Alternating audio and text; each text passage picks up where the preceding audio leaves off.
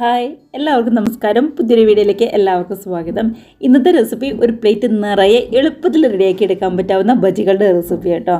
ഒരൊറ്റ മാവ് കൊണ്ട് പല തരത്തിലുള്ള ബജി നമുക്ക് റെഡിയാക്കി എടുക്കാം ഏറ്റവും എളുപ്പത്തിൽ. നമ്മൾ കടകളിൽ നിന്നൊക്കെ ബജി മേടിക്കുമ്പോൾ പുറംഭാഗമൊക്കെ ആണെങ്കിലും നല്ലപോലെ മൊരിഞ്ഞ് അതേപോലെ തന്നെ ഒട്ടും തന്നെ കവറിങ് ഒന്നും വിട്ടു പോകാതെ നല്ല അടിപൊളിയായിട്ടല്ലേ നമുക്ക് കിട്ടുന്നത്. അപ്പോൾ അതേപോലെ നല്ല സൂപ്പർ ടേസ്റ്റിലുള്ള മൊര എന്നുള്ള ബജി കേട്ടോ നമ്മളും റെഡിയാക്കി എടുക്കുന്നത്. കണ്ടു നോക്കുക എങ്ങനെയാണെന്ന്. വീഡിയോക്ക് ഇഷ്ടമാവുന്നുണ്ടെങ്കിൽ ഒന്ന് ലൈക്ക് അടിച്ച് മറ്റുള്ളവരിലും കൊണ്ട് ഷെയറും കൂടി ചെയ്യാനായിട്ട് മറക്കല്ലേ.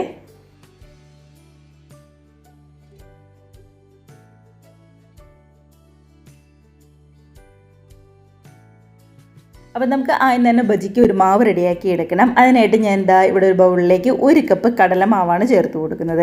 250 ml കപ്പിന് 1 കപ്പ് കടലമാവാണ് എടുത്തിരിക്കുന്നത്. അപ്പോൾ കട്ടകളൊക്കെ ഉണ്ടെന്നുണ്ടെങ്കിൽ ഇതേപോലെ പതുക്കെ ഒന്നിങ്ങ് ഇളക്കി കൊടുക്കുക. ഇതിലേക്ക് കളറിന് വേണ്ടിയിട്ട് കാശ്മീരി റെഡ് ചില്ലിയാണ് ചേർത്ത് കൊടുക്കുന്നത്. ഏകദേശം 1 ടീസ്പൂണിൻ്റെ അടുത്തുണ്ടാവും. അപ്പോൾ നമ്മൾ എടുക്കുന്ന മാവിനനുസരിച്ച് പൊടികളുടെ അളവിലും അങ്ങോട്ടോ ഇങ്ങോട്ടോ വ്യത്യാസം വരും. അതുപോലെ തന്നെ എരിവുള്ള മുളക് പൊടി ചേർത്ത് കൊടുക്കാൻ ഇഷ്ടമാണെന്നുണ്ടെങ്കിൽ ഒരു 1/2 ടീസ്പൂൺ എരിവുള്ള മുളക് പൊടിയും ചേർത്ത് കൊടുക്കുക കേട്ടോ. ഇതിനകത്തേക്ക് 1 ടേബിൾ സ്പൂൺ അരിപ്പൊടിയും കൂടി ചേർത്ത് കൊടുക്കുന്നുണ്ട്. കൂടെ തന്നെ ഒരു പിഞ്ച് കായത്തിൻ്റെ പൊടിയും കൂടി നമ്മൾ എടുത്തിട്ടുണ്ട്. ഇനി മാവിലേക്ക് വേണ്ടത് ചെറിയ ജീരകമാണ്. അപ്പോൾ ഞാനൊരു 1/2 ടീസ്പൂൺ എടുത്ത് ചെറിയ ജീരകം, അല്ലാന്നുണ്ടെങ്കിൽ ചെറിയ ജീരകത്തിൻ്റെ പൊടിയാണെന്നുണ്ടെങ്കിലും കുഴപ്പമില്ല. ഇനി പുറംഭാഗമാണെങ്കിൽ നന്നായിട്ടൊന്ന് ക്രിസ്പി ആയിട്ട് വരാൻ വേണ്ടിയിട്ട് 1 ടേബിൾ സ്പൂൺ റവയും കൂടി ചേർത്ത് കൊടുക്കുന്നുണ്ട്. കൂടെ തന്നെ ബേക്കിംഗ് സോഡയാണ് ചേർക്കുന്നത്. ഒരു 1/2 ടീസ്പൂണിൻ്റെ അടുത്ത് എടുത്തിട്ടുണ്ട്. നന്നായിട്ട് പൊങ്ങി ഉള്ളൊക്കെ ആണെന്നുണ്ടെങ്കിലും ശരിക്കും സോഫ്റ്റ് ആയിട്ട് വരാൻ വേണ്ടിയിട്ടാണ്. ആവശ്യത്തിന് ഉപ്പും കൂടി ചേർത്ത് എല്ലാം കൂടി നന്നായിട്ടൊന്ന് മിക്സ് ചെയ്തെടുക്കുക.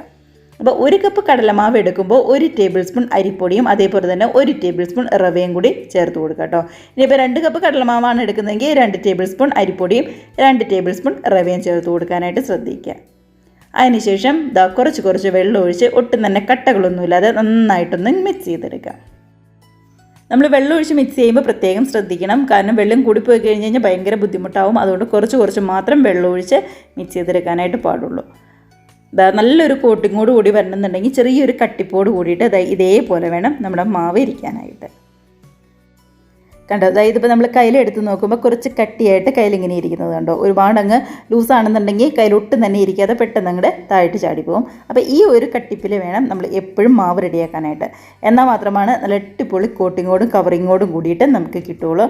അല്ലാന്നുണ്ടെങ്കിൽ ഓയിലിട്ട് ഫ്രൈ ചെയ്യാൻ നേരത്ത് എന്താണോ നമ്മൾ ഫ്രൈ ചെയ്യുന്നത്, ഇപ്പോൾ മുളക് ബജി ആണെന്നുണ്ടെങ്കിൽ മുളക് വേറെയും കിടക്കും, അതേപോലെ തന്നെ നമ്മുടെ ഈ മാവും വേറെ കിടക്കും. അപ്പോൾ അത്യാവശ്യം നല്ല കട്ടിക്ക് തന്നെ ഒന്ന് മിക്സ് ചെയ്തെടുക്കാനായിട്ട് പ്രത്യേകം ശ്രദ്ധിക്കുക കേട്ടോ.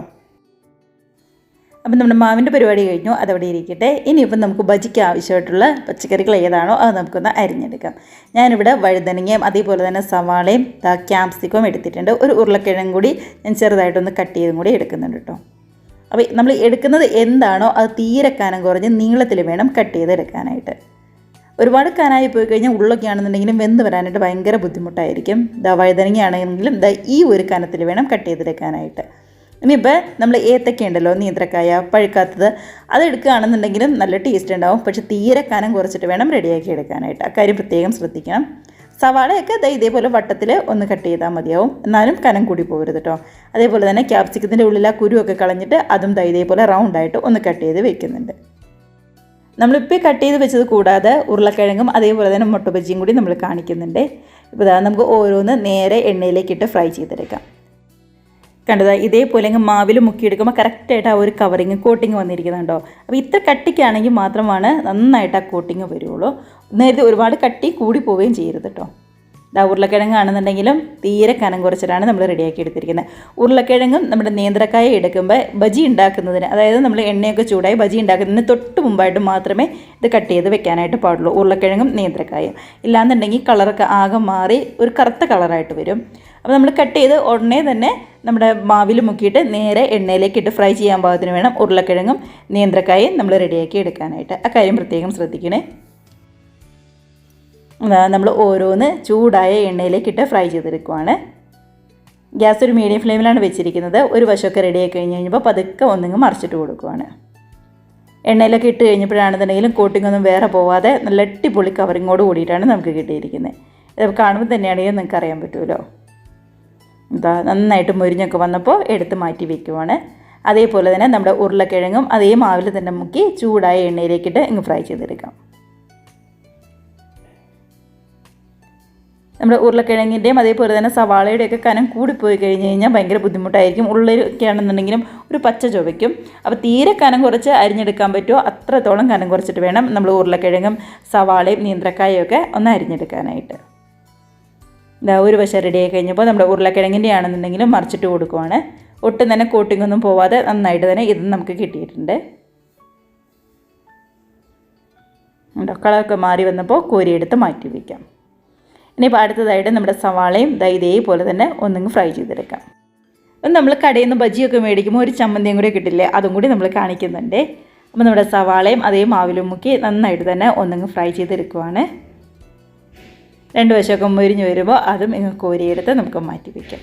എളുപ്പത്തിൽ റെഡിയാക്കി എടുക്കാൻ പറ്റാവുന്ന ബജികളാണ്. നമ്മുടെ കയ്യിലുള്ള ഉരുളക്കിഴങ്ങ്, സവാള, അതേപോലെ തന്നെ വഴുതനങ്ങയൊക്കെ എപ്പോഴും നമ്മുടെ കയ്യിൽ ഉണ്ടാവുന്നതല്ലേ, അതുകൊണ്ടൊക്കെ സിമ്പിളായിട്ട് റെഡിയാക്കി എടുക്കാവുന്നതേ ഉള്ളൂ. എല്ലാവരും ട്രൈ ചെയ്ത് നോക്കണം കേട്ടോ. നമ്മുടെ ക്യാപ്സിക്കവും അതേ മാവിൽ തന്നെ മുക്കിയിട്ട് ഒന്നിങ്ങ് ഫ്രൈ ചെയ്തെടുക്കുന്നുണ്ട്. ക്യാപ്സിക്കൊക്കെ പെട്ടെന്ന് ഇങ്ങ് റെഡിയായിട്ട് വന്നോളൂ, ഒരുപാട് സമയമൊന്നും വേണ്ട. തീരെ കനം കുറച്ചിട്ടല്ലേ നമ്മൾ അരിഞ്ഞിരിക്കുന്നത്. കോരിയെടുത്ത് മാറ്റി വയ്ക്കാം. ഇനിയിപ്പോൾ നമ്മൾ കടയിൽ നിന്നൊക്കെ കിട്ടുന്ന ആ ഒരു ചമ്മന്തി ഉണ്ടല്ലോ ബജിയുടെ കൂടെ, അതിന് വേണ്ടിയിട്ട് ഞാനിവിടെ മിക്സിയുടെ ജാറിലേക്ക് മീഡിയം സൈസുള്ള ഒരു സവാള ഇതേപോലെ കട്ട് ചെയ്ത് ചേർത്ത് കൊടുക്കുന്നുണ്ട്. കൂടെ തന്നെ ഒരു തക്കാളിയുടെ പകുതിയാണ് നമ്മൾ എടുക്കുന്നത്. ഒരു സവാള മുഴുവൻ എടുക്കുമ്പോൾ ഒരു തക്കാളിയുടെ പകുതി എടുക്കുക. ചെറിയ സവാള ആയതുകൊണ്ടാണ് നമ്മളിപ്പോൾ പകുതി എടുത്തിരിക്കുന്നത്. ഇനിയിപ്പോൾ അത്യാവശ്യം നല്ല വലിപ്പമുള്ള സവാളയാണെന്നുണ്ടെങ്കിൽ ഒരു ചെറിയ തക്കാളി മുഴുവനെ നമുക്ക് ചേർത്ത് കൊടുക്കാം. ഇനി ഇതിലേക്ക് ആവശ്യത്തിന് ഉപ്പും അതേപോലെ തന്നെ ഒരു 1/2 ടീസ്പൂൺ മുളക് പൊടിയും കൂടി ചേർത്ത് കൊടുക്കുന്നുണ്ട്. 1.5 ടേബിൾ സ്പൂൺ വിനാഗിരിയും കൂടി ചേർത്ത് ഒട്ടും തന്നെ വെള്ളം ചേർക്കാതെ നന്നായിട്ട് തന്നെ ഒന്നിങ്ങ് അരച്ചെടുത്ത് കഴിഞ്ഞാൽ നമ്മുടെ ചമ്മന്തി ഇവിടെ റെഡി ആയിട്ടുണ്ട്. അപ്പോൾ അളവുകൾ കറക്റ്റായിട്ടൊന്ന് ശ്രദ്ധിക്കുക. നമ്മുടെ സവാളയുടെയും തക്കാളിയുടെയും അത്രയും മതി.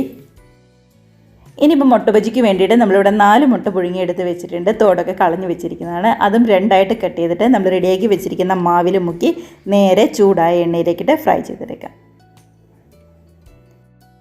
ഇപ്പോൾ നമ്മൾ മുട്ട ബജിയുടെയും ഏത് ബജിയാണെന്നുണ്ടെങ്കിലും ആ ഒരു കവറിങ് കറക്റ്റായിട്ട് വന്നില്ല എന്നുണ്ടെങ്കിൽ ഒരു ടേസ്റ്റും ഉണ്ടാവില്ല, എങ്ങ് വേറെ കിടക്കുകയും ചെയ്യും. അങ്ങനെ ഒരു വശം റെഡിയായി കഴിഞ്ഞപ്പോൾ മറിച്ചിട്ട് കൊടുത്ത് 2 വശം റെഡിയായി കഴിഞ്ഞപ്പോൾ കോരിയെടുത്ത് മാറ്റി വയ്ക്കുകയാണ്. കണ്ടോ, നന്നായിട്ട് തന്നെ വന്നിട്ടുണ്ട്.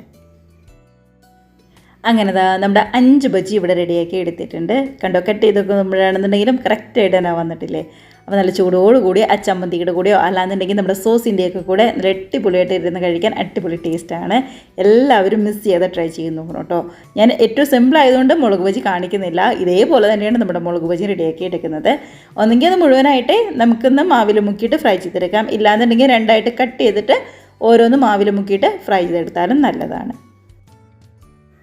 അതേപോലെ തന്നെ നമ്മുടെ നേന്ത്രക്കായും ഉരുളക്കിഴങ്ങും നേരത്തെ അരിഞ്ഞ് വെക്കരുത്. ഇനി അരിഞ്ഞ് വെക്കുകയാണെന്നുണ്ടെങ്കിൽ വെള്ളത്തിൽ തന്നെ ഇട്ട് വെക്കാനായിട്ട് ശ്രദ്ധിക്കുക.